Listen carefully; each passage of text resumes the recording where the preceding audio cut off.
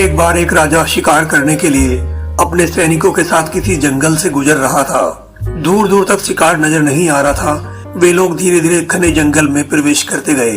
अभी कुछ दूर ही गए थे कि उन्हें कुछ डाकुओं के छिपने की जगह दिखाई दी।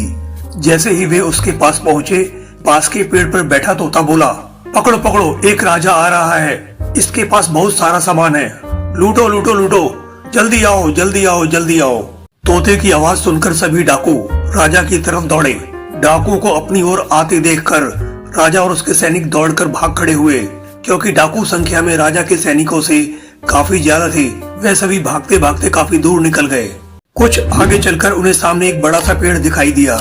कुछ देर आराम करने के लिए वे जैसे ही पेड़ के पास पहुंचे कि उस पेड़ पर बैठा तोता बोल पड़ा, आओ राजन, हमारे साधु महात्मा की कुटिया में आपका स्वागत है। अंदर आइए, पानी पीजिए और विश्राम कर लीजिए। तोते की इस बात को सुनकर राजा हैरत में पड़ गया और सोचने लगा कि एक ही जाति के दो प्राणियों का व्यवहार इतना अलग अलग कैसे हो सकता है। राजा को कुछ समझ नहीं आ रहा था। वह तोते की बात मानकर अंदर साधु की कुटिया में चला गया और साधु को प्रणाम कर उनके समीप बैठ गया और अपनी सारी कहानी सुनाई। और फिर धीरे से पूछा, ऋषिवर, इन दोनों तोतों के व्यवहार में आखिर इतना अंतर क्यों है?